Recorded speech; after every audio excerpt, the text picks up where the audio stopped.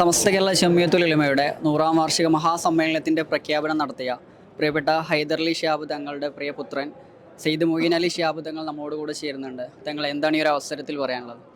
മാഷാ അല്ലാഹ്, നമ്മുടെ സമ്മേളനം ലോക മുസ്ലിങ്ങൾക്കിടയിൽ തന്നെ വലിയ പ്രചാരണവും ചർച്ചയായി മാറിക്കഴിഞ്ഞിട്ടുണ്ട്. ഇതിൽ കൂടുതൽ നമുക്ക് സന്തോഷമുള്ളൊരു വേറൊരു കാര്യം ഈ അടുത്തൊന്നും ഉണ്ടായിട്ടില്ല. ഈ ഒരു ആവേശക്കടൽ കണ്ട സമയത്ത് എന്താണ് തോന്നിയത്? ഉപ്പ പ്രഖ്യാപിച്ചൊരു പ്രഖ്യാപനം, ഈ സമയത്ത് ഉപ്പയെ നല്ല രീതിയിൽ മിസ് ചെയ്യുന്നുണ്ടാവില്ല?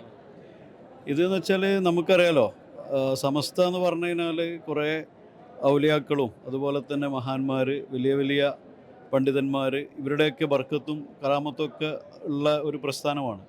അപ്പോൾ അതിങ്ങനെ പ്രകടമായിക്കൊണ്ടേയിരിക്കും. തങ്ങൾ നമ്മുടെ പതാക ഉയർത്തലിൻ്റെ അന്ന് വന്ന കാര്യം നമുക്കറിയാം.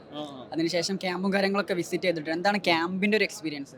നമ്മൾ ഏറ്റവും വലിയ രണ്ട് എക്സ്പീരിയൻസ് ആണ്. ഒന്ന് നമ്മുടെ എക്സ്പോ ശരിക്കും വേറിട്ട് നിൽക്കുന്ന കാഴ്ചയാണ് കണ്ടത്. പ്രത്യേകിച്ച് സഹോദരിമാർ, അതുപോലെ തന്നെ അവിടെ വന്ന ആളുകൾക്ക് കുറേ ചരിത്രവും കാര്യങ്ങളൊക്കെ പഠിക്കാൻ സാധിച്ചിട്ടുണ്ട്.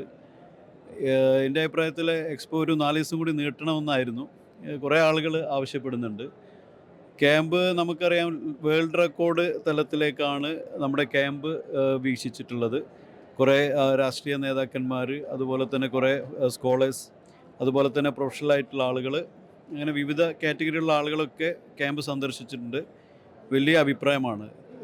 ചുരുക്കി പറഞ്ഞാൽ നമ്മുടെയൊക്കെ ആയുസ്സിൽ നമ്മളാരും കാണാത്ത, കേരളത്തിലുള്ള ആരും കാണാത്ത ഒരു സംഭവമാണ് ഇവിടെ നടന്നിട്ടുള്ളത്.